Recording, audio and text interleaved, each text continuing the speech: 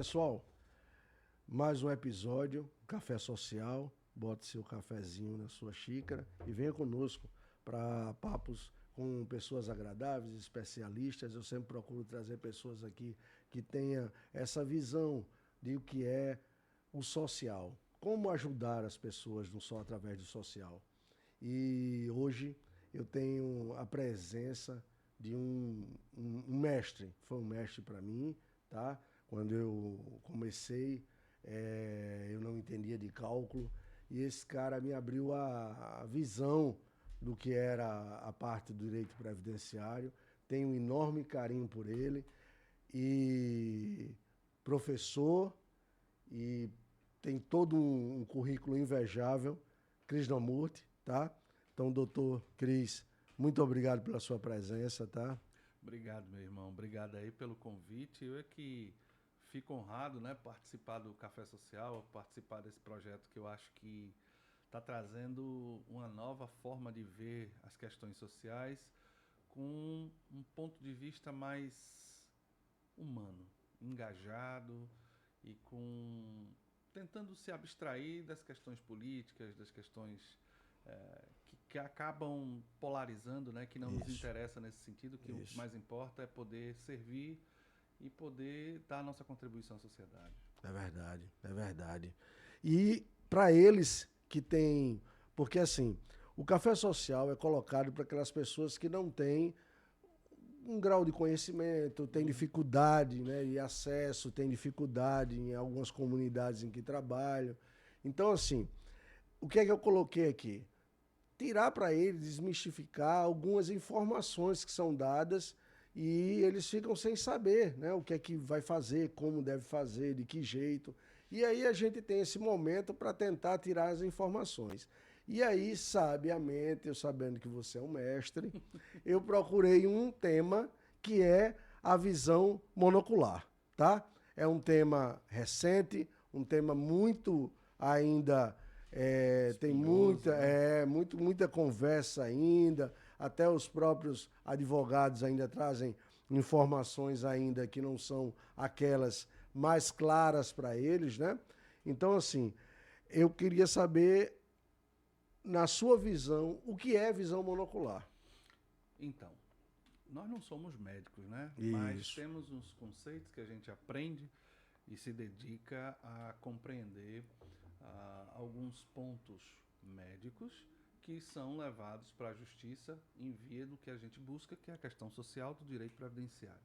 Isso. Então, sobre a ótica da legislação, ela entende que a pessoa portadora de visão monocular é uma pessoa que possui um grau de acuidade, ou seja, um grau de visão de um dos olhos abaixo do limite que é tolerável, que é reconhecido como algo comum, algo normal, algo que toda pessoa possui. Essa tabela, que é construída pela Sociedade de Oftalmologia, chamada tabela de Snell. Então ele tem lá o grau, né, ele mostra o percentual em que se enquadra essas pessoas com uma incapacidade de visão ou a visão praticamente tomada, né, em que ela não tem mais capacidade de ter percepção de profundidade, de visão periférica, lateralidade, né? Entendi. Incidência de luz, ele não consegue profundidade. Então, isso daí é um consenso da ciência médica sobre visão monocular. Tecnicamente, para o direito, né, há uma legislação atual e essa legislação bem recente, né, se eu não me engano, acho que 2021 ou 2022, né, 21. 21, né, ela traz justamente uma situação que, de certa forma, já vinha num processo legislativo no país em ascendência, que era o reconhecimento dessa condição como pessoa com deficiência. Né? Exato. E que foi justamente interessante até falar nisso, porque me lembrou agora que eu usei, há muitos anos atrás, esse conceito de visão monocular para uma ação também de BPC, e que eu tinha descoberto na época, né, que recentemente, naquele momento, o Supremo tinha acatado o reconhecimento do candidato à vaga de pessoa com deficiência portadora de visão monocular. E por incrível que pareça, de forma muito vanguardista, o município de Maceió tinha uma legislação sobre isso. E é uma coisa que eu acho que poucos sabem, né? Que já existia um reconhecimento da pessoa com deficiência para os servidores, para o município de Maceió. Então aquilo ali me deu um gancho. Essa coisa evoluiu a chegar ao ponto de transformar-se, né, em uma legislação federal e que é direcionada, né, tanto que tem um decreto que o acompanha, que direciona para a verificação da pessoa em condição da invisibilidade, né, da pessoa que, em tese, é hipossuficiente, é a pessoa que é carente, a pessoa que tem necessidades, que não está à margem da sociedade e que depende do suporte social do Estado. Então, houve essa evolução enquadrando a pessoa com deficiência, sendo esta aquela que possui uma visão só apenas de um olho, o que chama-se visão monocular. Tá? Porque o comum, na prática, é você falar de visão binocular, dos dois olhos. Isso. E isso não já é comum, né? Agora, o fato de você ser portador de uma única visão, que aparentemente está sendo possível ter à vista, né, ter a capacidade visual, né, era uma coisa que até então precisava realmente de um controle, porque a justiça já estava atendendo aos pedidos das pessoas portadoras de visão monocular para ingressar num concurso na vaga destinada para pessoas com deficiência. Então, nada mais coerente, justo, né? Justo, né, que se enquadrasse, até porque o decreto 3289, né, de 99, que trata justamente do reconhecimento de pessoas com deficiência, ele já demonstrava todo o suporte técnico e regulamentar para o reconhecimento dessa capacidade visual. Então, assim, como em 99 nós já tínhamos uma legislação que fazia esse tipo de verificação e nós não tínhamos um reconhecimento objetivo. Entendi. E isso veio com essa legislação 2021, regulamentada logo em seguida, já direcionada para as questões de pessoas que estão incluídas nesse enquadramento de pessoas, né, que podem receber o benefício assistencial e podendo conseguir o acesso por ser portador dessa visão com redução ou com zero, né, capacidade visual. Ótima explicação. Agora eu lhe pergunto, qual o reflexo da lei no direito previdenciário a nível dos benefícios, né, que você consegue ampliar nisso?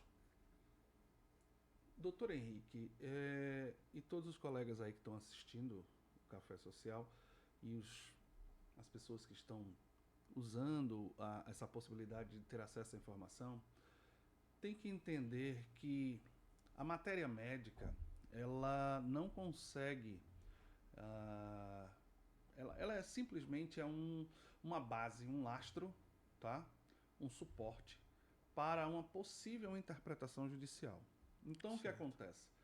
O juiz, né, quando vai julgar casos de pessoas com deficiência, seja portador de visão monocular ou qualquer outra deficiência, ele vai se ater exclusivamente, né, a uma interpretação médica. Porém, nós, né, que somos profissionais da área previdenciária, temos consciência de que o Brasil ele não pode exclusivamente determinar fisicamente apenas a entrega de um benefício assistencial, seja ele apenas de cunho social assistencial ou de cunho previdenciário, apenas pela verificação médica. Isso foi uma grande evolução e ainda é uma grande luta do advogado previdenciarista para poder implantar isso para os benefícios. Essa forma, esse mecanismo de aferição do conjunto, né, daquela pessoa que está sendo portadora daquela condição. Então, o que acontece? O decreto que regulamenta a Lei Orgânica da Assistência Social, o 6214, ele traz no seu artigo 16 um grande avanço para esse tipo dos benefícios, que ele ultrapassa, né, a questão apenas do assistencial. Porque ele traz para o Brasil uma coisa que era internacionalmente conhecida e que a gente até então estava apenas, vamos dizer assim, próximo da praia, a gente não tinha portado. Né? e foi justamente o ingresso da CIF, que é a Classificação Internacional Nacional de da Doença. Incapacidade, Funcionabilidade, Isso. Ergonomia. Isso tem um efeito enorme. Por quê? Porque quando ela entra no Brasil, no nosso ordenamento jurídico, ela entra como força de emenda constitucional, por ser um protocolo que o Brasil foi signatário, de Nova York, por sinal. O que é que acontece? Efetivamente para os benefícios, o que é que isso traz? Isso traz uma formatação de aferição do que é para aquela pessoa que postula, por exemplo, um benefício assistencial no conceito de que não é apenas a sua incapacidade física que vai ser verificada, mas também todo um conjunto social atrelado à sua vida. Exato. É o que nós chamamos, né, de avaliação biopsicossocial. Biopsicossocial. E que parece um nome bonito, aquela coisa elegante, né? Mas o que acontece na prática? Ele é um tanto quanto renegado pelos anos para ser realmente implantado. E isso demorou muito tempo, que eu entendo que, pô, estamos falando de uma legislação de 2016, a gente está em 2024 e sente essa lacuna já legislada, já com toda a definição para poder fazer assim, essa verificação. E isso, infelizmente, demorou muito e ainda está demorando, porque existe também o consenso do judiciário. Isso. Na prática, né, os benefícios que são auferidos sobre a ótica da biopsicossocialidade, eles têm uma condição de aferição muito mais ampla, de forma que a gente chama de forma macro, né, generalizada. Só que esse generalizado vai fazer a avaliação desta pessoa dentro de um contexto em que a vida dela, não apenas a questão física, vai ser levada em consideração para a entrega da proteção social por via do benefício assistencial. Entendi. Então eu tenho que entregar isso sobre uma ótica que vai ver aquela pessoa hoje está tendo problemas de ser inserida na sociedade como cidadão, tendo dignidade, tendo a assistência do Estado, das situações mínimas de proteção. Então nós temos as barreiras culturais, econômicas, sociais, e que tudo isso leva a uma verificação muito mais ampla, apenas só porque olhar se você tem uma cegueira, ou você tem uma deficiência, ou você tem uma sequela. Então, nós conseguimos ampliar esse leque, levando o alcance do magistrado, né, que ele, não é que ele tenha dó, tenha pena. Não é isso que quer dizer a legislação. Lógico. Quer dizer que observe com olhos mais atentos a todos os contextos, ou o próprio contexto que está inserido aquele cidadão, por Exato. estar acometido daquela deficiência e sabendo que as deficiências, na sua grande maioria, não são restabelecidas. Elas não conseguem, você não consegue voltar à condição anterior. Né? Quem é cego ainda não se tem cura para a cegueira. Exato. Quem teve um câncer terminal ainda não teve a condição de se recuperar de um câncer terminal, porque já deve ter falecido. A pessoa que é portadora de uma ELA, ela não consegue mais se restabelecer. Então, são patologias que geram deficiências, que é aquelas, por sinal, até estão elencadas na Lei de Benefícios, Isso. lá no artigo 151, Isso. e que tem que haver esse tipo de dissenso social. Eu entendo que existe uma tendência, né, na nossa regional a começar a ter uma sensibilidade maior, até porque os advogados vêm insistindo, vêm cavando essa oportunidade para demonstrar que não é só a deficiência, não é só a questão física. Eu entendo que existem algumas questões antagônicas, porque você tem lá duas súmulas da Turma Nacional de Uniformização, em que uma diz que você tem que avaliar a biopsicossocialidade e a outra diz que o juízo não está vinculado. Não está vinculado a isso. É uma coisa assim um absurda. Contrassenso. É um contrassenso. É a mesma coisa hoje de uma concessão em que você alega que eu tenho que comprovar que existe uma incapacidade de longo prazo, que gera uma deficiência. É uma coisa assim na minha cabeça, eu abro venhas aqui com toda a humildade que a gente pode ter, que eu não consigo compreender, doutor Henrique. Porque assim, Verdade. cada ser humano possui uma fisiologia. Cada ser humano possui uma constituição física. Então eu não posso Generalizar.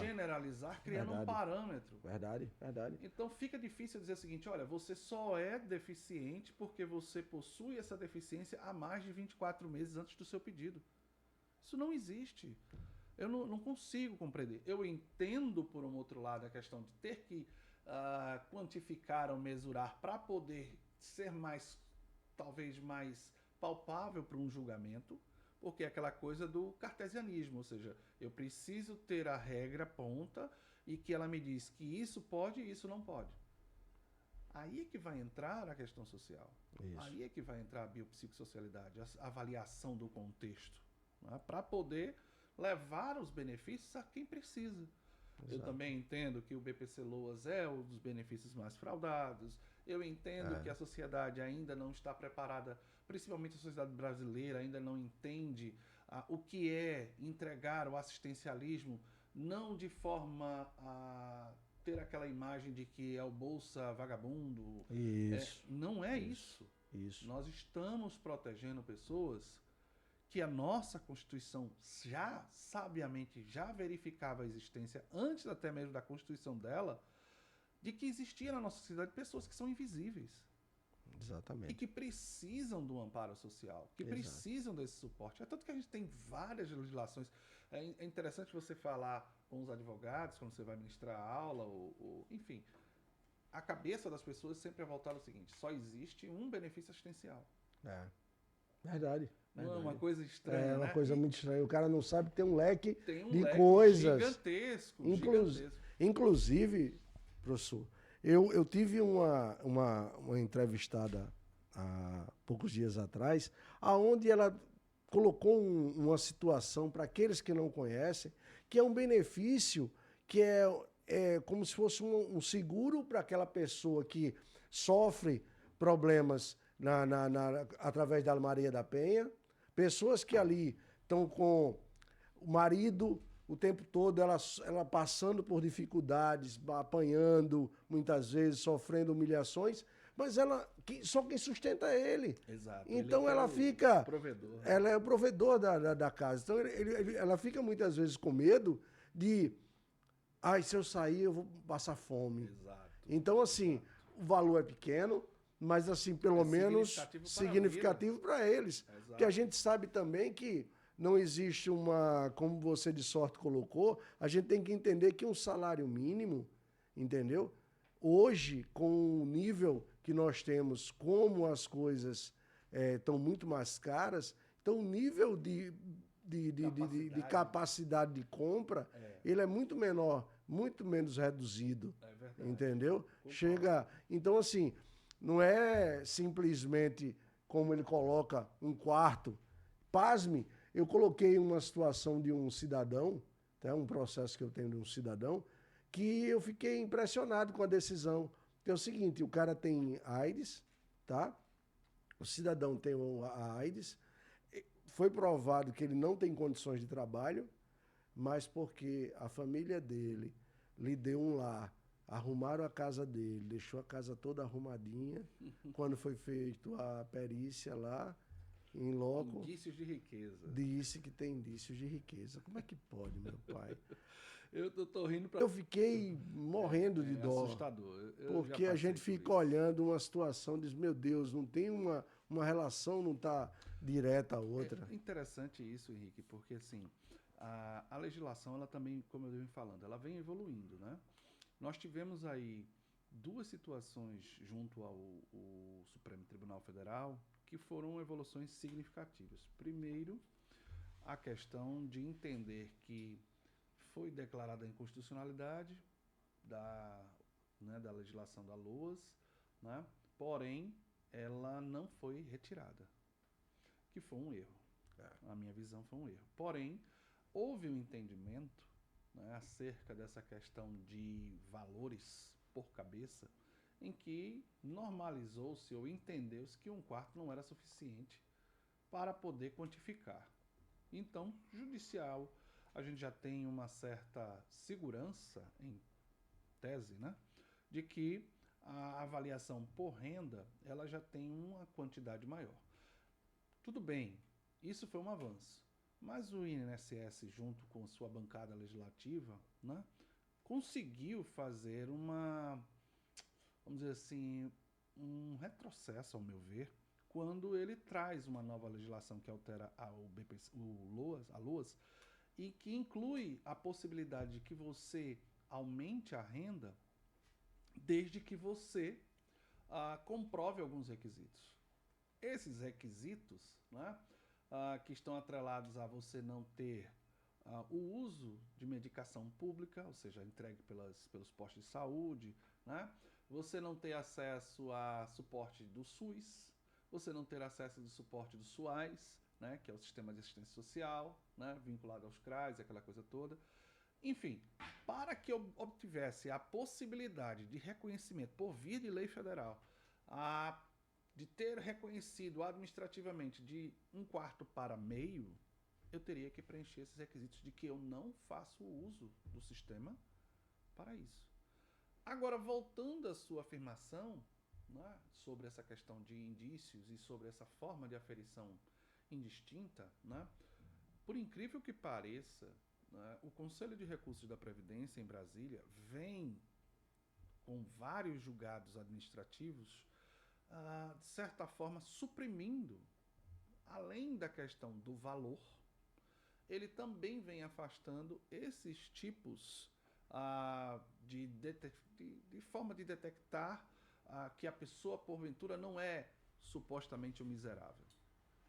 Então, ele vem num processo evolutivo administrativo. Muitos poucos advogados sabem disso, e tem diversos acórdãos do Conselho de Recursos já trazendo formas que ele entendem, né, que tem que ser levada em consideração, que é justamente a verificação biopsicossocial, o contexto de embarreiramento. Agora, quem pode fazer esse tipo de verificação? Dentro da nossa realidade do judiciário, a gente entende que o juízo não se sente obrigado a trazer um assistente social para fazer aquilo que a competência legislativa foi dada da profissão dele, de aferir essa condição de embarreiramento ou não. É muito complicado. Isso é delicadíssimo. E usa um oficial de justiça para fazer um termo de verificação. Então, é uma usurpação, em tese, da competência do profissional da assistência social para fazer a verificação.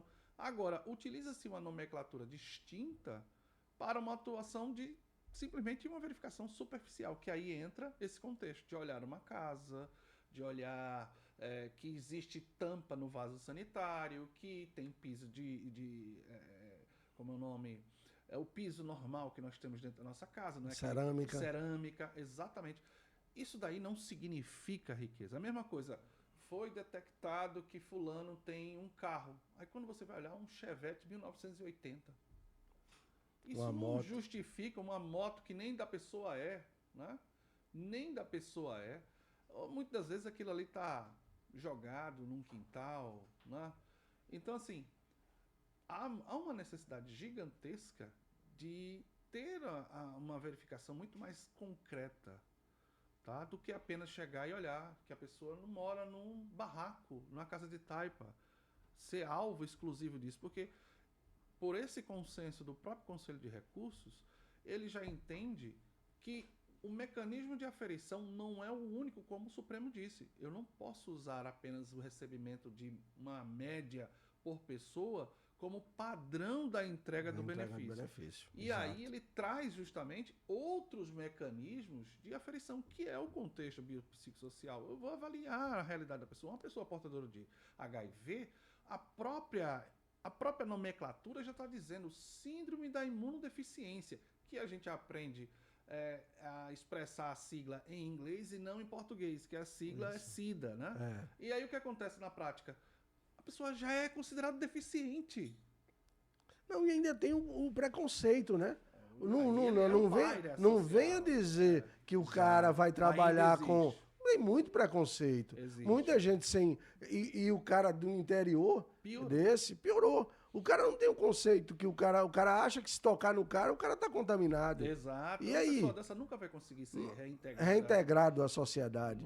Ele não vai conseguir um emprego, porque as coisas, assim, se não há capital como a nossa, que é pequena, as coisas vazam, Imagine numa cidade de interior em que todo mundo conhece todo mundo. Exato. E que, por uma acaso, uma pessoa comenta.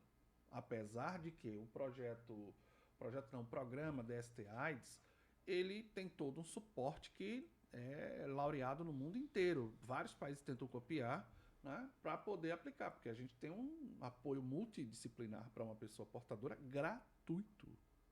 Essa pessoa, hoje, ela tem um suporte melhor até do que uma situação particular. E é uma coisa tão incrível que os países tentam copiar, mas não, assim, é um interesse mercadológico dos laboratórios, aquela coisa toda. Mas na nossa realidade social, a pessoa que está numa situação dessa, ela sabe que ela não pode declarar-se portadora do vírus. Ela sabe que não pode conviver com as outras pessoas como se fosse simplesmente uma gripe. Exato. Porque ainda existe essa resistência. Até porque hoje, com o tratamento, né, ninguém morre mais de HIV. Exato. É muito, muito difícil. Você tem todo um cuidado. Se a pessoa seguir todos os cuidados médicos, toda a determinação médica, o protocolo médico, é muito pouco provável que essa pessoa faleça por causa do vírus. Porque ele está tendo cuidado para não ter aquela carga viral contida. Enfim, tem tantas coisas hoje que se falam, até porque já a medicina vem falando aí de uma possível vacina, né, que teve resultados positivos e que são coisas de interesse dos laboratórios. Né? Lógico. Agora, o contexto social desse indivíduo, que eu não vou até além do portador do HIV, a gente vai ver aí pessoas que têm, por exemplo, fibromialgia, pessoas que têm aí psoríase, lúpus. Isso, lúpus. Então, são pessoas que dentro de um contexto social, elas entram num processo depressivo porque elas não conseguem mais realizar as atividades comuns. E isso, para o senso comum, para as pessoas, já começa a ter um rechaço, que é o quê? Isso é preguiçoso, isso não quer trabalhar, isso não sei o quê. Então, há um contexto social na vida dessa pessoa, desse profissional, desse indivíduo, desse segurado, né, ou assistido. Então, assim, nós temos que ter um critério maior, mais delicado, né? Eu vejo com bons olhos a aferição que é realizada pelos assistentes sociais, com muito bons olhos, porque os critérios são muito bem definidos, mas infelizmente eles não são usados. Os colegas, por exemplo, vão ingressar com uma ação para a concessão de um BPC-LOAS. Você não vê um colega juntar um laudo de um assistente social sobre a realidade dele, daquele indivíduo.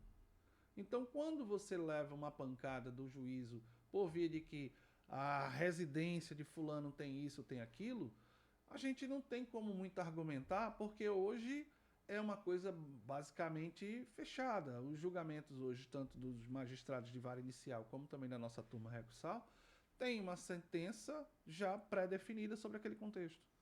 Exato. Então, fica difícil, às vezes, você levar algo novo para discutir. E, nesse caso, eu entendo que a possibilidade de você apresentar um laudo social faz a diferença para que o juízo, ao analisar o caso, bem como também os juízes da turma recursal verifiquem a realidade social, entendam uma pessoa portadora de HIV, uma pessoa portadora de, enfim, do que quer que seja, o contexto. Porque assim ele vai ter uma visão muito mais segura para julgar.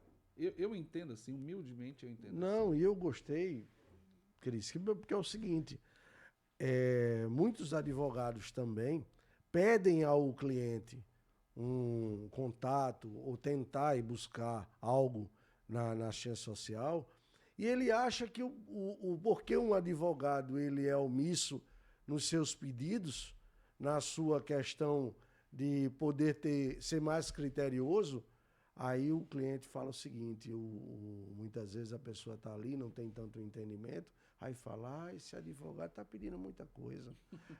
Esse rapaz, esse cara está... Então, assim, a sua colocação foi sábia, porque é bom eles que nos assistem saibam que existem critérios que são importantes para o próprio benefício dele. Exato. Principalmente nessa parte do BPC-LOAS, que é um benefício muito mais difícil de ser conquistado, muito mais difícil de ser alcançado, entendeu? A gente tem uma série de coisas, barreiras absurdas, travadas, você colocou de sorte aí muitas delas. Então, assim, É muito difícil nós tentarmos disseminar isso e a gente conseguir avançar, entendeu? É muito complicado. Eu concordo com você. E eu digo a você mais, a gente está passando por uma fase onde uma profissão que não tinha essa... está tão em evidência, que é a psicologia. Verdade. Depois da pandemia... Ela hoje tomou uma preponderância incrível pela questão de todos aqueles que passaram pelo processo de isolamento terem algum tipo de distúrbio emocional. Muita gente não tinha como trabalhar, não tinha como ganhar dinheiro. Verdade. Os autônomos ficaram em casas, nas suas casas, sem poder fazer nada. E aí perderam bens e perderam tanta coisa, foram famílias. A pandemia, Henrique, tenho certeza que foi realmente um período extremamente negro da sociedade brasileira, né? Negro sem nenhuma colocação política, pelo amor de Deus. É um período muito difícil para a sociedade que não estava preparada para esse tipo de condição. Ninguém, na verdade, estava preparado. A gente não imaginava que a coisa tomasse uma proporção daquela. E que hoje aquilo ainda deixou marcas profundas, né? Porque você vê aí que a sociedade ainda não conseguiu superar 700 mil mortes, né? Exato. Ainda não conseguiu seguir em frente no sentido de que a ciência tem que comandar, né? Primeiramente Deus, claro, mas iluminando a cabeça dos cientistas para que possam produzir mais e mais instrumentos para melhorar a vida da sociedade, porque você fala assim de vacinação e as pessoas ainda têm umas teorias um quanto complicadas para a gente, enfim, aceitar, e esquece que nós temos um processo de rede de vacinação muito intenso no Brasil. Eu não conheço, acho que ninguém que não tenha seu sinalzinho no braço da vacina, que não tenha participado das campanhas do Zé Gotinha. Isso. Então, assim, eu não consigo compreender a aversão a uma coisa que já estava dentro do coletivo. Então, assim, infelizmente, esse distúrbio social que foi gerado por essa polarização causou um prejuízo pela interpretação. Então, assim, isso trouxe máculas para a nossa vida. Hoje estamos padecendo e é crescente, né, a necessidade dos profissionais da psicologia, da psiquiatria, né, da terapia ocupacional, que são profissionais que antes eram, de certa forma, uma coisa mais dada a uma classe mais elevada. A gente falava assim, quem faz terapia é uma pessoa que tem condições de pagar sessões, né, e tal. Não é assim. Não é assim, é tanto que o CRAS disponibiliza, os postos de saúde disponibilizam, você faz lá seu atendimento, nós temos aí um sistema de agendamento que é virtualizado, com WhatsApp, quer dizer, com todas as dificuldades e precariedades de qualquer sistema público de saúde, nós temos gratuitamente. Lógico. Então as pessoas elas têm que entender que esse processo, né, de evolução do período pós-pandemia, ele ainda vai ser lento. Esse sofrimento, essa angústia, né? esse desgaste de certas condutas foi muito pesado, foi muito, muito, muito sofrido. Ainda tem pessoas que não conseguem se relacionar com outras com muita facilidade porque já tendem a ter um receio. A história de usar máscaras, né? Enfim, é uma situação que a gente tem que entender que isso reflete para nós profissionais de direito. Exatamente, era isso nesse ponto que eu queria tocar, porque vai ficar difícil, se é difícil as comprovações, se nós temos para a parte toda, se nós temos laudos mostrando que o cara está doente, que o cara é deficiente, que o cara é isso, que o cara é aquilo, e nós temos negatórias, imagine uma doença que é mental. É difícil. Que como nós vamos enfrentar problemas visivelmente não é detectável. Não é detectável. E aí o que acontece? Teve um fato de uma pessoa que ela ficou isolada há muito tempo, certo? Só ela e pai e mãe, já idosos. O que aconteceu? Ela foi para uma festinha, quando voltou, o pai e a mãe foi contaminado e ela perdeu o pai e a mãe. Então hoje essa pessoa ela não conseguiu se recuperar mais psicologicamente. O sentimento de culpa, né? Então assim, como é que vai comprovar isso? Porque o que acontece? Se eu levo um laudo de um psicólogo para a justiça... É complicado. Uma das coisas que eu tenho estudado muito, Dr. Henrique, eu venho estudando há um bom tempo todas as decisões da turma recursal do Estado de Alagoas, desde 2011 para cá. Então eu tenho feito uma varredura, né? Uma varredura, um pente fino em tudo que eles têm decidido. Então já encontrei de tudo que você imaginar. E das minhas pesquisas, eu encontrei, né, até como o tema que você colocou da cegueira monocular e da interpretação não só da questão psiquiátrica, mas também física propriamente dita, né, que não deixa de ser físico, né, a forma de interpretação do que é deficiência para o judiciário. Há uma interpretação tanto quanto mais fechada de que tem que ser uma coisa muito óbvia, né? E muitas das vezes até o óbvio passa batido, que é uma coisa meio estranha, né? Mas Verdade. passa, porque você vai encontrar pessoas esquizofrênicas que estão sob tratamento, que não estão sobre nenhum distúrbio aparente, mas são esquizofrênicas. Exato. E que nunca vão conseguir voltar a ser uma pessoa sem aquele problema mental. Então, claramente, são portadores de alienação mental que são passíveis de ter o reconhecimento de uma condição de deficiente. Mas isso ainda tem um manto dessa forma de como aferir. Por quê? O que o governo federal fez? O governo federal fez a construção da tentativa de limitar ou tentar afastar o represamento das perícias por via do ateste médio, né? Criou-se uma formatação que foi trazida do período da pandemia, que era justamente o PTS, que era a perícia técnica simplificada, onde era apresentada documentação, a documentação era avaliada e se houvesse a possibilidade de reconhecimento ali de uma incapacidade ou deficiência, automaticamente era concedido o benefício ou o benefício assistencial. Isso foi transformado em norma, é lei federal. O ateste médio, existe a lei de combate à fila do INSS. Isso. Há uma tendência a isso, né? Só que o que acontece? Eu não entendi se a perícia, os PMFs, né, os peritos médicos federais, os PMPs, peritos médicos previdenciários, estão acompanhando na mesma velocidade essa situação que o próprio governo detecta. As mudanças do governo, né? Exatamente. Por quê? Porque não há vamos dizer assim, um consenso sobre mecanismos de definição para pelo menos ter uma baliza. A baliza está nesse estágio, aquilo ali já acomete uma pessoa de uma incapacidade. Está nesse estágio, como o próprio manual de perícia do INSS fala, e que praticamente é desconsiderado muitas vezes. E é um negócio assim que eu me choco muito, porque você vai ver o que é deficiente. É o óbvio. Mas assim, eu tenho deficiências que são médias, são deficiências mínimas e são deficiências graves. É tanto que você tem uma legislação para isso, um estatuto que reconhece essa condição, até para aposentar você. Exato. De forma reduzida, com tempo reduzido. Isso. E isso não é levado em consideração, porque essa mesma legislação não é aplicada ao BPC-LUAS, muitas vezes. Não é levado em consideração sobre o entendimento, sobre o que é para o sistema de eficiência.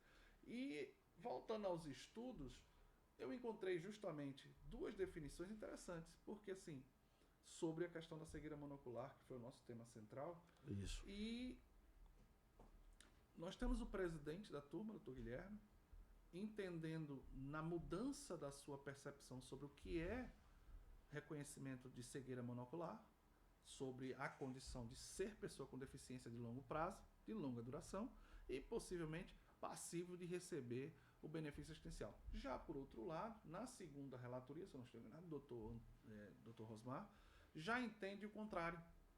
E são ambos da mesma turma. Mesma turma. E que entende que não se preenche. E ele faz uma definição do que é a pessoa que tem acesso ao benefício por incapacidade ou benefício assistencial pelo fato de ser portador de cegueira. E ele define isso nos seus acordos. Ao meu ver, foi um pouco chocante, porque essa desarmonia, né, vai de encontro a todo o contexto. Causa um prejuízo enorme para aquelas que precisam. De precisam. uniformização, ou seja, todas as vezes nós vamos ter que recorrer às instâncias superiores para poder tentar reformar, retratar aquele entendimento e poder seguir. Eu entendo que cada magistrado tem um livre poder de convicção. Lógico. A gente não tem como entrar no mérito desse ponto. Não cabe a nós. Isso. A ideia é tentar tecnicamente trazer esse magistrado para essa interpretação. E que muito me deixou surpreso um magistrado tanto quanto conservador, como o doutor Guilherme, virar o seu entendimento, transformar o seu entendimento. Isso realmente é passível de palmas, porque mostra uma sensibilidade diante de um caso concreto. Não que o doutor Rosmar não tenha essa sensibilidade, mas eu não sei a que ponto estão vendo sobre a ótica daquele caso. É a situação que você trouxe aí das pessoas por questões psiquiátricas, questões mentais. A pessoa está lá utilizando a medicação, chega na perícia, vai fazer entrevista, você não vê nada, você não vê a pessoa babando, você não vê a pessoa descabelada, você não vê a pessoa tentando bater no outro, e você acha que aquela pessoa está apta. E na verdade aquela pessoa está controlada. E controlar não significa estar apto. Exatamente. Porque se aquela pessoa não tiver mais acesso à medicação, ela vai ter um surto. Provavelmente, eu vi uma das sessões, um caso de um advogado até jovem, fazendo uma defesa que eu achei muito bonito, quando ele disse sobre uma questão de uma trabalhadora rural que era portadora de esquizofrenia. E imagina, eu estou no sertão alagoano, estou no agreste alagoano, e eu não tenho muito acesso à medicação. E imagina uma pessoa dessa trabalhando no corte da cana, surtar com um facão na mão. Facão na mão. Vai sair... Vai dar problema, vai ter uma situação perigosa para as outras pessoas. Lógico. Então, houve uma sensibilidade nesse momento. Como também eu trago uma outra informação que eu acho extremamente válida para os seus seguidores. Seguidores, né? Hoje falam de seguidores. Eu, na realidade, eu não tô nessa... Eu não tenho essa vibe, né? Esse como diz o moderno para mim. Eu ainda tô... Tem razão, seguidores. Seguidores, mas na realidade, para mim, são... ouvintes, né? Ou telespectadores, né? Porque é dentro da nossa idade, entendeu? Então, assim, essa história de eu não sou aqui seguidor, nada contra os digital influentes, né? Mas aqui a nossa geração é outra. A minha intenção aqui é trazer a informação. Não quero. Sem asepsia. Nem vou estar com dancinha, tá? Vou dançar para chamar. Não entendeu? Há necessidade. Isso aqui é uma coisa assim que eu me preocupo muito com aquelas pessoas. É tão prova que eles sabem disso. Eu atendo, que eu vou tocar nesse assunto contigo há pouco. Pessoas que são autistas. Então, assim, eu tenho vários institutos em que eu sou advogado, atendo eles de forma gratuita, tá? Excelente. Que deixe muito bem claro, de forma gratuita. Excelente. Então, assim, eu atendo eles e vejo a situação de algumas mães, que a criança, quando ela tem os graus, sim, tá? Sim. Quando ela não aparenta que tem um grau elevado, essa criança, ela tá normal. Mas a mãe sabe quando ele não está sob medicação. Exato. A mãe sofre o quanto é uma criança elétrica, que mesmo que não seja, tem uma hiperatividade muito grande. Controlar isso, trabalha. Eu tenho um caso aqui de um médico que veio aqui no programa, e aí ele mostrou algumas situações que são crianças que muitas vezes se mutilam. Tem isso, tá? É verdade. Então, assim, é necessário isso que você colocou, é preciso que o perito veja o cara todo sobre efeitos, entendeu? Henrique, imagine o seguinte, uma perícia, eu não sou médico, tá? Isso é só uma posição que a gente entende que não é assim, se existir um outro consenso, por favor, tragam aqui os seguidores, né, para a gente poder saber. Mas eu não consigo conceber a ideia de que um médico consiga, sendo médico generalista, consiga fazer uma perícia em 10 minutos ou 5 minutos. Existe. Então, assim, imagina uma perícia de uma pessoa com um distúrbio mental, que existe uma série de critérios técnicos que tem que ser levado em consideração. Eu também entendo que não dá para ficar 2 horas com a pessoa. Lógico. Mas tem que haver um consenso, né? Tem que haver uma adaptação. A gente defende os bons peritos, a gente defende os peritos porque a gente sabe do sufoco que é a atuação pericial, do sofrimento que tem, os caras... Tem muita coisa complicada, a instituição às vezes não dá o suporte necessário, a instituição às vezes também não tem condições de dar naquele momento o suporte, agora mesmo há uma carência de servidores gigantesca, agências que só tem um servidor, é verdade. O segurança e o estagiário, ou o segurança e o gerente. Então, assim, a gente entende tudo isso. Lógico. E a gente entende, compreende, tenta, de alguma forma, ser solidário à estrutura. Lógico. E não ser um crítico apenas. Porque, assim, lógico, acho que a gente não tem que estar apontando o tempo todo. A gente tem que estar tentando construir soluções. Lógico. Nem que seja em conjunto. Verdade. Né? Se puder ser em conjunto, melhor. Então, lógico, assim, entendendo dessa sistemática e sabendo da necessidade e do próprio represamento de situações de benefícios que estão lá dentro, a necessidade de aferição dos benefícios por incapacidade e por situação de deficiência, tem que haver uma nova reestruturação desse contexto. Até para poder ter melhores aferições. Porque, assim, se eu negar, eu quero negar consciente de que aquela pessoa realmente está apta. E não negar por um contexto. Não é? Não estou dizendo que é isso que está acontecendo, mas há uma visão da grande maioria que se sente... Né? É aquela história, pô, o cara nem olhou na minha cara, ele nem olhou meus exames, ele nem pegou a documentação, ele já só perguntou 2 coisinhas, daqui a pouco mandou embora e tal, e lá vem indeferido. Então, assim, algo tem que ser feito nesse contexto, né? Dessa forma de verificação, porque o próprio INSS tem um manual de 2018 de perícia médica que é dado para os servidores para estudar. E para que eles tenham consciência de que aqueles atos têm que passar por aquele crivo. Lembrando a todos aqui, nenhum servidor tem faculdade.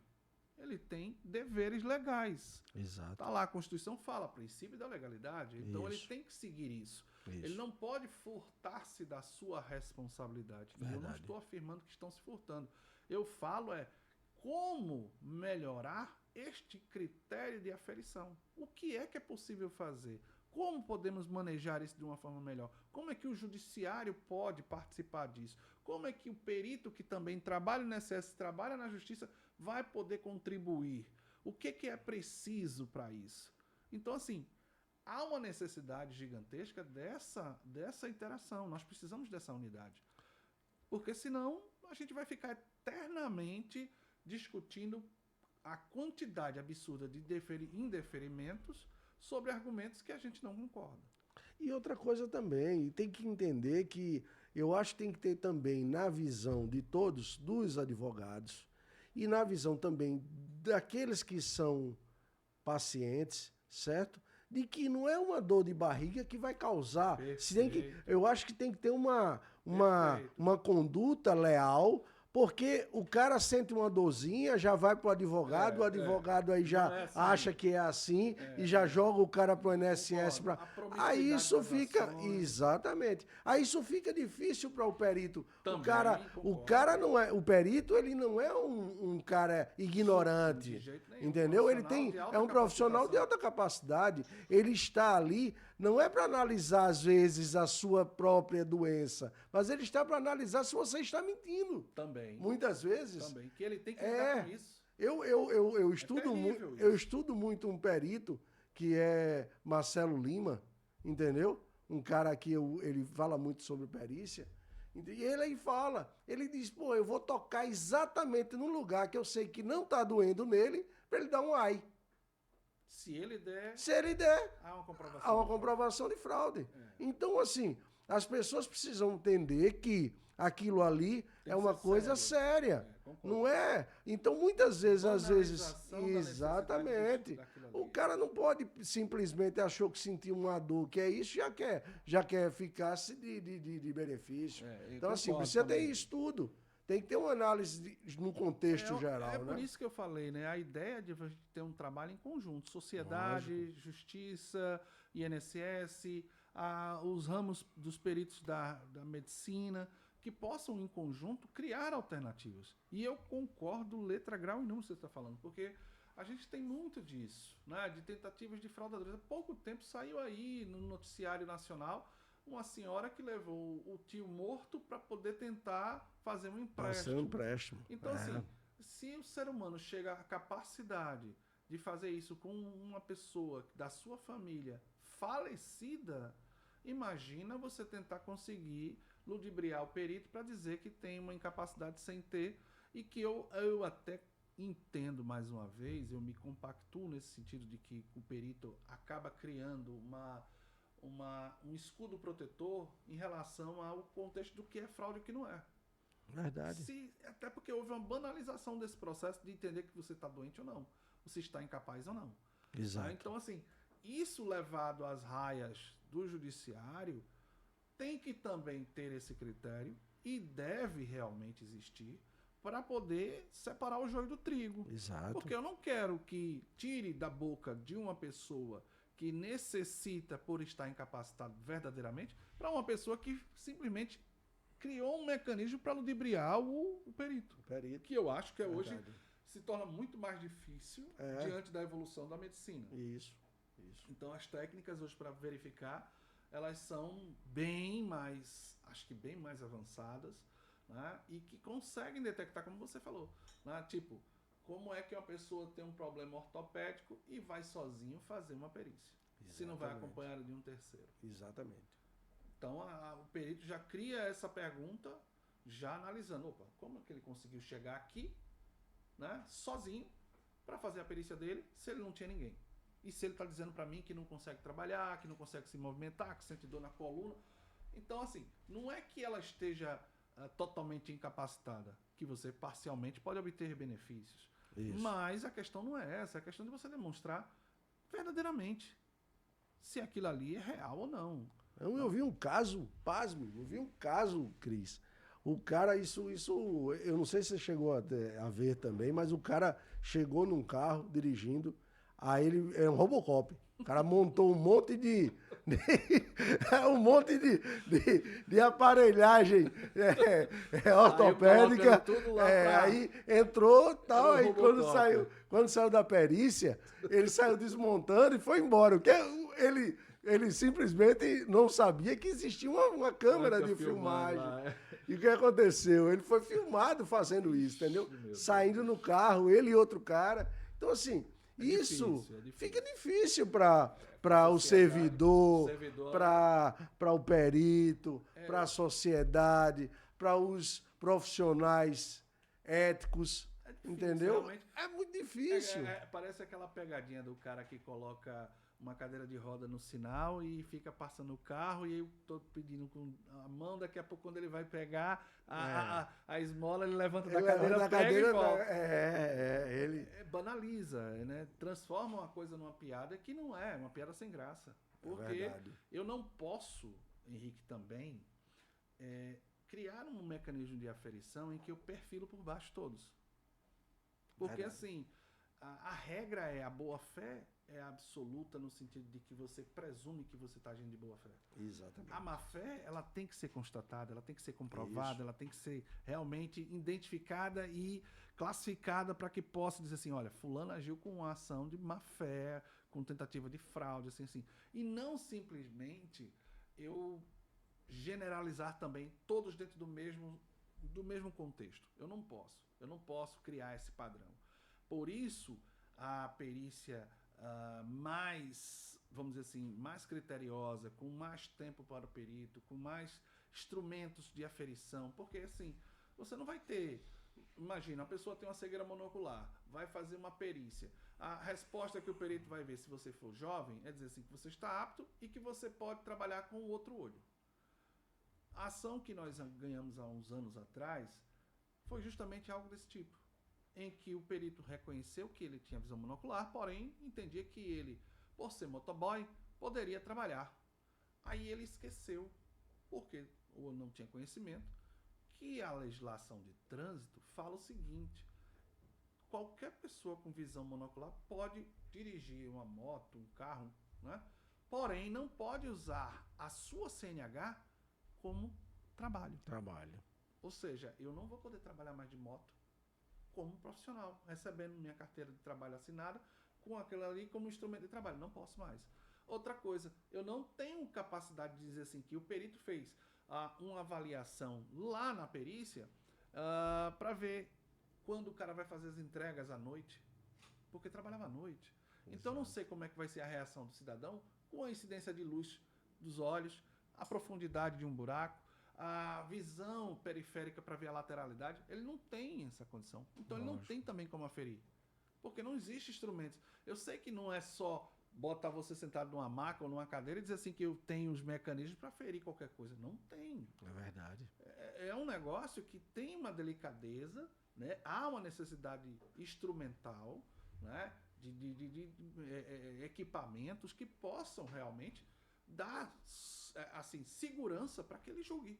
Ele diga, olha, realmente, aqui diante desse contexto, não tem, fulano não está apto. Ou seja, momentaneamente, ou permanentemente, temporariamente, ou total, ou parcial, mas que tenha esse mecanismo para poder dar uma resposta real. Porque assim, você vê, se você como advogado previdenciarista, se você colocar a quantidade de processos de benefício por incapacidade assistencial que você remete para a justiça, todos já vêm com indeferimento administrativo. E são muitos. Não são poucos, são muitos. Está entrando praticamente naquele contexto de que é notório negar um benefício por incapacidade automaticamente. Ou seja, pediu o INSS e já foi negado. Depois da perícia. Então, assim, algo está fora do eixo. Na minha visão, humilde visão, tem alguma coisa que está precisando haver em conjunto para que possa chegar a um momento de meio termo, um ponto de conexão, de convecção, para poder todo mundo chegar a dizer assim, poxa, hoje nós temos balizas, nós temos instrumentos, nós podemos fazer essa forma de aferição com muito mais segurança para eu poder entregar para a sociedade, porque o cara lá está agindo num serviço social, ele está servindo a sociedade, a coletividade, ele está lá fazendo a avaliação de fulano, beltrano, que ali pode ser um momento em que ele vai sobreviver daquilo. E você chegar e dizer assim, não, uma pessoa, já passou até, acho que, trocentas vezes aí no noticiário nacional, Fantástico, enfim, pessoas cometidas de câncer terminal, pessoas que têm sequelas que são, assim, absurdas, e a pessoa está brigando anos a fio na justiça, brigando anos administrativamente com o INSS para poder ter um benefício. É verdade. Então, assim, nós precisamos remodelar. E eu vou além também, Henrique, porque eu digo o seguinte, que nós temos que cortar na nossa carne, como profissionais. Isso. Porque há uma necessidade que os próprios profissionais façam a verificação prévia daquilo que está pegando. Não é?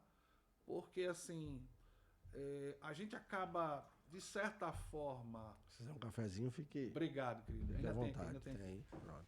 Acaba justamente levando para esse consenso de banalização, criando uma precariedade da entrega. Porque todo mundo vai visualizar que há uma forma massiva e que agora está virando até um contexto comum de juízes julgando aí em ações predatórias, incluindo os previdenciaristas, devido à grande quantidade de processos ajuizados, e que teve até, de certa forma, a meu ver, meu simplório ver, uma retaliação do Estado, quando ele fez lá a Lei 14.331, em que você vai dispor na sua peça inicial aquilo que você faz todos os dias.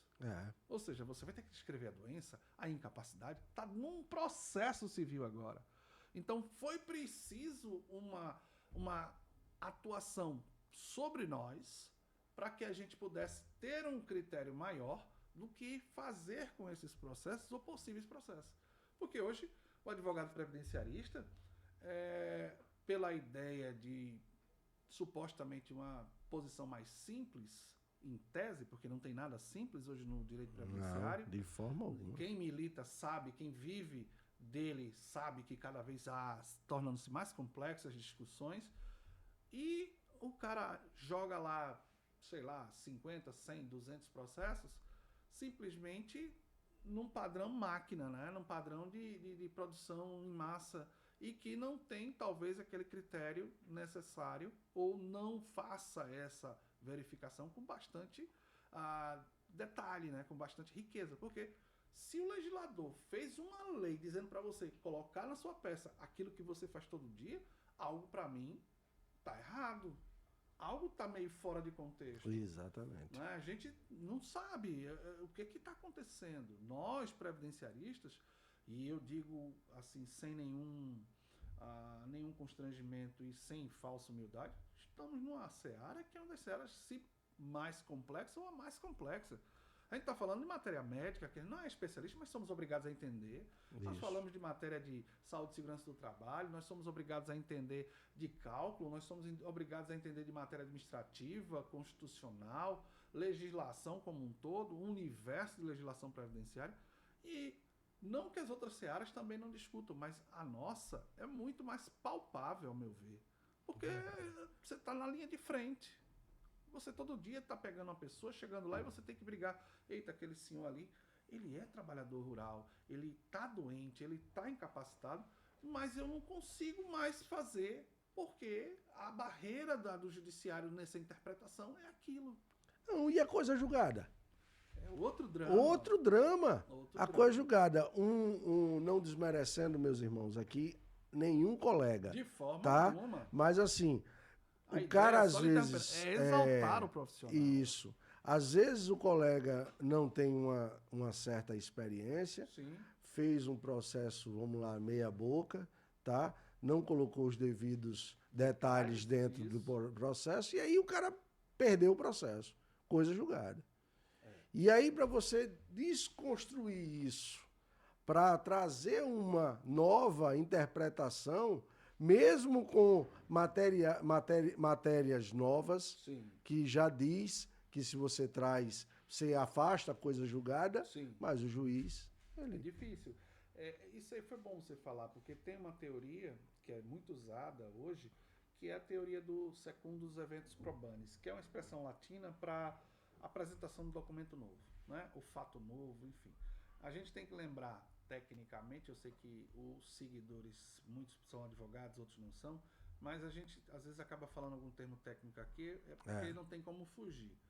Mas a coisa julgada material, ela é formada por 3 itens: partes, pedido e causa de pedir. Isso. Então, se eu desconstituo um desses pilares, ela não existe mais. Exatamente. Então, assim, quando eu posso, porque o direito previdenciário dá essa cadência técnica para a produção de uma nova ação, por força de que você traga um fato ou um documento novo, né, ele desconstitui a coisa julgada para que possa ser processado. É delicado quando é matéria médica, porque vai depender justamente de uma coisa que os advogados não trabalham, que é a revaloração da prova documental. Não estou falando de reexame de matéria de fato, nem estou falando de matéria processual, eu estou falando de teor da prova. Exato. Então, na matéria médica, a gente sempre fala, olha, o colega vai trazer um cliente, esse cliente tem que me trazer um relatório médico. Eu não quero atestado, eu não quero laudo. Eu quero relatórios médicos com a profissiografia. Isso. Por quê? Porque eu vou ter, dentro desse contexto, a relação de causa e efeito da patologia que gerou a incapacidade ou deficiência e o que isso reflete sobre a atividade laboral dele.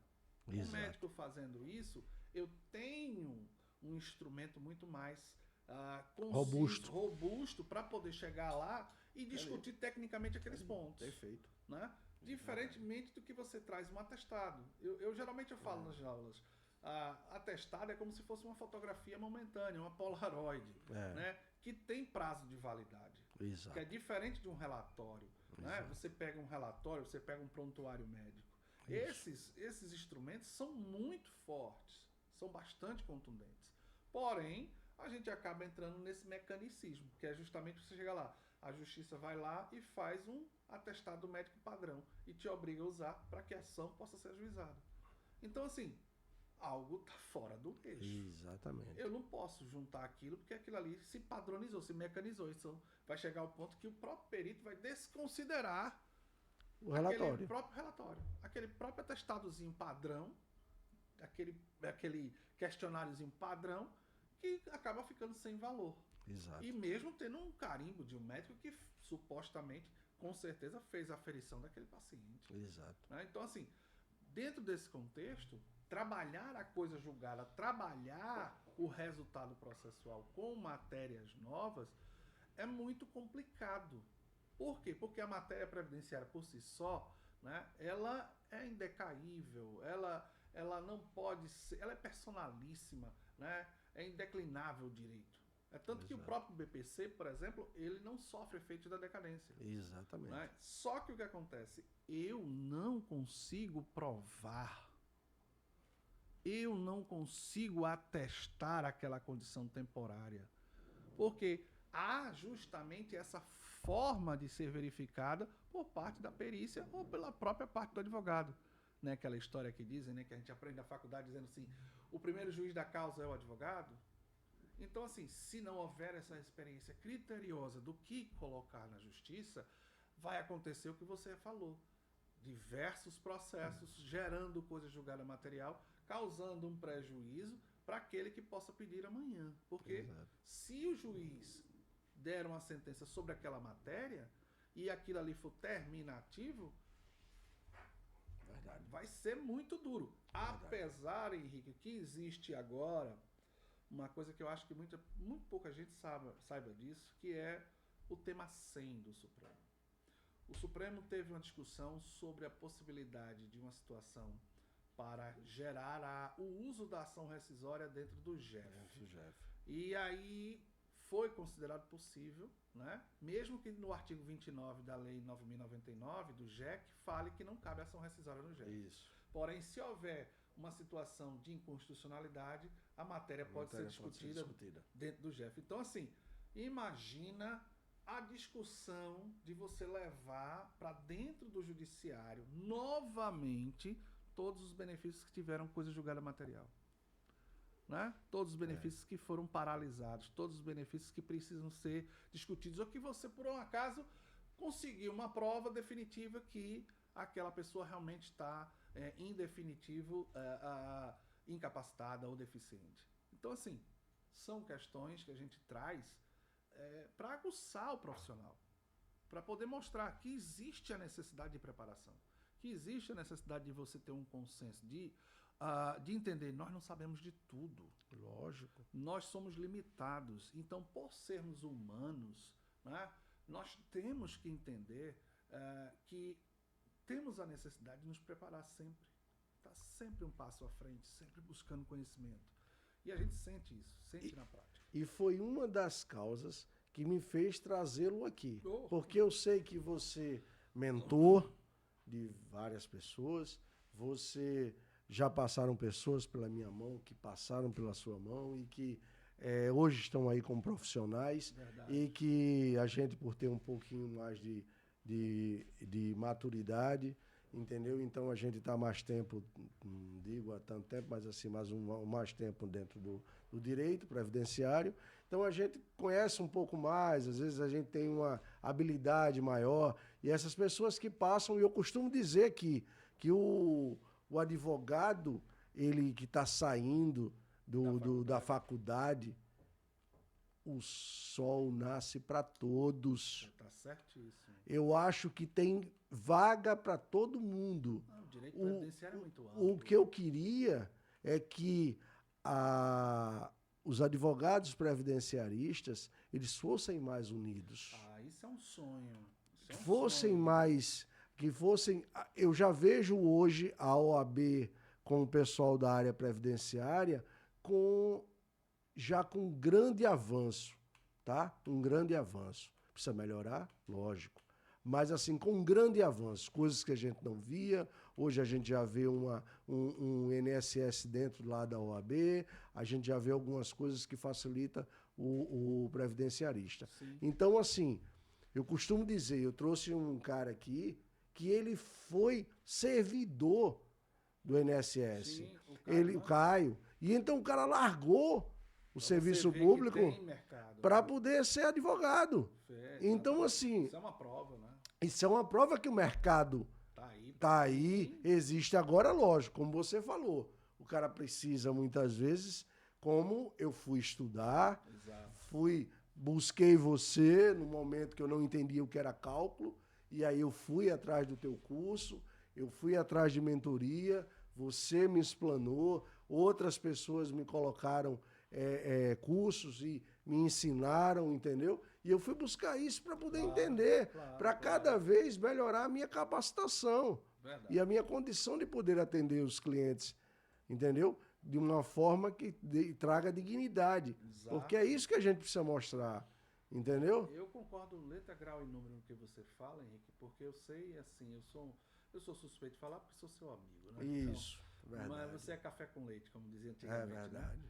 Mas, assim, eu reconheço o bom profissional que você é, e a gente já se conhece longas datas, muitos anos, né? Então, assim, há uma empatia muito grande pelos trabalhos. Então, a gente espera que as pessoas possam replicar o bom trabalho técnico de alguns colegas. Isso. Tá? A gente não prefere, assim, como você falou, há todo um afastamento, uma ausência de unidade, né, na nossa categoria, né, de forma geral, e mais ainda dentro da matéria previdenciária, em que se contabiliza valor no lugar, né, de resultado social. Isso. E o que eu entendo que é resultado social é que você prestou um serviço de qualidade com a entrega daquilo que era possível e aquilo que o direito permitia. Né? A gente começa a perceber que as coisas se tornam valor, números. Isso. Né? E isso traz uma visão para a sociedade ruim. É verdade. A meu ver, eu não gosto que as pessoas percebam que o meu trabalho é baseado no quanto eu ganho, mas sim no quanto eu atinjo as vidas das pessoas. Porque eu sei que em algum lugar tem alguém que eu mudei a vida. Exatamente. Você sabe disso. Você a vida inteira mudando vidas, dando opções, salvando famílias, porque a gente está salvando. Isso. E é uma coisa assim. Isso. E nada mais coerente de que este grupo social, esse grupo de profissionais, esteja municiado de uma proteção de categoria. Eu tenho minhas ressalvas em relação hoje a essa proteção, porque a gente percebe muito caça às bruxas. Isso. Né? E eu acho que a questão maior é a necessidade de você educar mais do que punir. Então, assim, você poder orientar esse jovem advogado para militar, porque hoje a coisa está assim absurda. Tem um amigo de São Paulo que ele diz assim que hoje o advogado previdenciário é o advogado da mídia. Então o cara bota lá no Instagram, no patrocinado, como ficar rico e não sei quanto, como fazer 20 mil não sei quanto. Meus amigos, meus colegas que estão assistindo esse podcast, isso não existe. Não. Isso daí é um engodo, tá? Isso. Vocês são iscas para essa situação, porque não é assim, é trabalho. Muito trabalho. São anos de dedicação para ter resultados. Não é fácil você passar no processo da fase inicial da advocacia, você se estabelecer, você criar raiz, você ter um nome, um respaldo no meio. É muito difícil. Então, assim, não pensem que existem fórmulas prontas. Nós não temos fórmulas prontas. Nós precisamos de pessoas sérias, no sentido de dizer o seguinte: vamos estudar, vamos aprimorar, vamos melhorar, vamos criar cada vez mais uma conexão com o nosso judiciário, abrir as portas para o diálogo, ter uma relação positiva urbana, né, para que o profissional novo também possa adentrar nesse meio, quando ele migrar da faculdade, das cadeiras da faculdade para a bancada da vida. Né? Porque, na prática, doutor Henrique, a gente está vendo o quê? Você tem as situações hoje em que o advogado previdenciarista carece desse apoio e muitas vezes tem essa orfandade. Porque o jovem advogado hoje, o que é possível para ele? Como é que ele vai ser reinserido ou inserido no mercado agora? A primeira coisa que essas pessoas fazem é fazer um Instagram. Segunda coisa é começar a tentar divulgar a pessoa. Ter seguidores. Voltamos a história, seguidores. aos seguidores. Que é a ideia de atingir o máximo possível de pessoas. Eu entendo que é uma situação da modernidade, a gente não tem como fugir disso. Isso. Né? Lógico que existe toda uma regulação para esse tipo de dispositivo, até porque a própria advocacia não permite a mercantilização. Isso. Mas a gente entende que muitos estão usando e abusando desse direito, ao ponto que você começa a levar a jovem advocacia, ou até mesmo a advocacia já um pouco mais sênior, né? E que está migrando de área e está migrando para o previdenciário, e vê um cara falando que vem aprender comigo como você ganhar 20 mil por mês. Como você conseguir vencer não sei o que, assim, assim, assado. Então, assim, isso daí, meus queridos, não existe. Não existe. Eu acho isso uma aberração no nosso meio, e eu até entendo, porque o advogado, o cara pagou lá a faculdade, está querendo tentar ganhar dinheiro, sobreviver, ter um carrinho, ter sei lá, sua vida, e a coisa não tá fácil. É verdade. Não tá fácil, você sabe que não tá fácil. Você hoje conseguir um cliente e transformar esse cliente num potencial de reflexo para outros, para que tragam outros clientes, é muito difícil. Lógico. É muito difícil. Essa coisa de, porque fulano tem não sei quantos advogados, fulano faz não sei o que há quantos anos, isso não significa absolutamente nada. Porque a realidade do sol, que você disse que nos bate no rosto, é a mesma para todos. Lógico. Então, assim, precisamos de união. Exato. Precisamos de pessoas que tenham realmente essa vocação de trazer a unificação dessa categoria. Porque não pense diferente, doutor Henrique, mas hoje, se eu não estiver enganado, a advocacia previdenciarista é a maior advocacia do estado de Alagoas. Acredito que sim. Em quantidade, em número, eu acredito que seja, porque se você parar para ver hoje a pauta da Justiça Federal, né, das varas e da turma recursal, ainda tem, se não é a primeira, é a segunda na ordem de pauta de julgamento, matérias de cunho previdenciário. Isso. Então, assim, esse profissional como é que tá? Exato. A carência desse profissional, né, a necessidade desse profissional, a responsabilidade que tem a entidade de classe para com esse profissional. Exato. E eu não desmereço o trabalho do presidente Wagner. Eu acho que o presidente Wagner ele trouxe um frescor, né, para o sistema, mas eu sinto ainda o que você disse, né, essa coisa da unificação, né, da unidade, né, para os advogados previdenciaristas, diferente dos trabalhistas. Exatamente. Que eu percebo o contrário. Muito mais unidos. Muito mais. Os caras são... Da criminal mesmo, né? Tem as a Cremal. Enquanto a gente tem aí hoje umas subdivisões, né? Várias associações de previdenciaristas que, na realidade, um querendo ser melhor que o outro. Isso é terrível. E aí isso não é o... Não leva a nada, na verdade. Não leva a nada. Você vê aí, tem aí o Sindicato dos Advogados, que é capitaneado pelo doutor Nuque, né? Com o Flávio Gilberto e outras pessoas, que tenta fazer um caminho alternativo, né?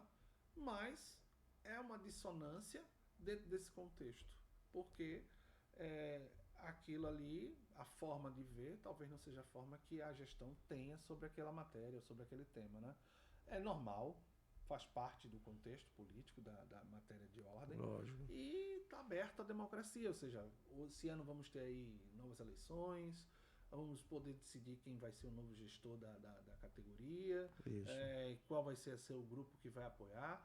E a gente tem que pensar justamente nesses pontos. Quem é que vai me representar para poder unificar a minha categoria? Exato. Quem vai poder me representar para poder ouvir meu clamor quando eu precisar? Verdade. Né? E a gente tem que torcer para que essa pessoa não se curve. Exatamente. Né? Porque tá aí, uma das coisas... A gente reclama todo o tempo do judiciário. Todo o tempo está reclamando do judiciário. Porque o juiz tal fez isso, porque a vara tal fez aquilo. É aquela conversa de bastidor. Mas isso não é levado ao ponto da solução. Aí a categoria fica desmobilizada, porque o cara tá lá falando do que ele quer, do jeito que ele quer, e a gente é uma voz sozinha no meio do nada, do Meio do deserto, oceano. do oceano, para poder fazer a mudança. E Verdade. na verdade é um clamor que todos estão passando. Exato. E cadê? Cadê essa voz? Cadê esse apoio? A gente está precisando disso, né? E eu entendo, são muitas demandas da advocacia, são diversas demandas. Não, e tem uma coisa que assim, a humildade. Eu acho que a humildade é um ponto importante, que, por exemplo, quando eu precisei, eu recorri. Ótimo. Eu fui para você e disse, bicho, ó, eu tô com um cálculo aqui que eu não tô conseguindo chegar, eu não quero prejudicar o meu cliente, refaz aí para mim, vê se você consegue. Aí liguei para Marcelo, o servidor do INSS, eu falei, rapaz, eu tô no caminho certo, é isso aqui, eu vou a outro advogado, a outro amigo, então eu saio pedindo busca, socorro, né? porque eu não sou o sabedor de tudo. Verdade. Entendeu? Eu não sou o sabedor de tudo. Então, o que acontece? Eu acho que quando eu ajudei várias pessoas também. Normal. O cara ligou para mim, bicho, eu preciso, eu não tenho isso, eu não tenho aquilo. Tu tem aí esse processo aí que você já mastigou. Eu vou lá e dou orientação, porque não custa, né? Não custa nada. Eu faço para as pessoas lá na rua, por que não ajudar o pessoal da minha classe? Isso daí é um sentimento nobre, e é um sentimento de compartilhar mesmo, né? De poder somar. Porque assim, você não vai se afetar porque alguém ganhou uma ação X ou Y, porque você também ganha as suas ações. Lógico. Não tem nenhum efeito fato disso na sua vida. A questão é que as pessoas às vezes levam para um outro lado que infelizmente não leva a nada, né? Esse desgaste, esse embate, que é aquela coisa de mercado, de controle de mercado, enfim, que virou, né, essa situação, que é muito triste. É verdade, é porque verdade. quando você coloca nesses pontos, você acaba deixando a coisa simplesmente baseada numa questão financeira. E não é. A coisa é muito maior. E eu entendo que a gente tem que sobreviver, lógico. Ninguém aqui é hipócrita para falar que não ganha dinheiro com a advocacia. Ganha dinheiro com a advocacia, sim. Lógico. Ela vem, esse valor vem, mas vem de forma correta, de forma ética. Isso. Né? De forma a tentar prestar aquilo que pode, dentro da realidade que se tem. Então, assim, não é uma máquina de fazer dinheiro, não é um cassino, não é um banco. Né? É um escritório de advocacia que tem que prestar um serviço, que é um serviço público e que precisa realmente ter suporte, ter apoio, ter pessoas unidas, né? E que possam somar com aqueles que estão começando, né? Porque nada mais justo você dar sua contribuição. Eu não falo que você tem que estar inserido dentro de quadros da ordem, nada disso. Isso aí é uma questão muito pessoal. Mas eu digo assim, como você fez? Fulano liga, doutor Henrique, tem como o senhor me ajudar assim? Pois não, vamos ver o que é que dá para fazer, o que é que eu posso fazer. E a gente ajuda, sabe? Eu mesmo, se eu pegar meu telefone, todos os dias trocentos pedidos de alunos, de colegas, tirando informação, tirando dúvida, pedindo isso. Quando eu posso, eu tô lá, eu me disponho, eu ajudo completamente. Para mim é diferente. Eu não vejo com maus olhos isso. Eu vejo com bons olhos uma pessoa que tem a coragem no meio da advocacia, que é um meio extremamente, né, rebuscado, com muito ego, com muita vaidade, se colocar na condição de dizer assim, bicho, eu não sei, me ajuda, me dá um norte. Isso é importante. Então, assim, eu entendo que mais sábio ainda é aquele que dá essa palavra de conforto, que dá esse apoio para esse jovem advogado. Lógico. Né? A gente precisa disso. Está precisando de pessoas que realmente queiram somar, meu irmão. Exatamente. Porque hoje divisão não leva a nada. Não. Tanto que acho que o grande sucesso da advocacia moderna é as parcerias. Exatamente. E aí vamos torcer para que isso mude. Né? Meu irmão, muito obrigado pela participação, muito obrigado. Eu fiquei muito feliz muita coisa, sabia que ia sair dessa cachola aí, muita coisa boa, e você é um professor e assim, você é um cara que é um batalhador, lhe conheço de longas datas, fora da advocacia, né? Verdade. E a gente foi e lutamos, e chegamos em algum lugar, entendeu?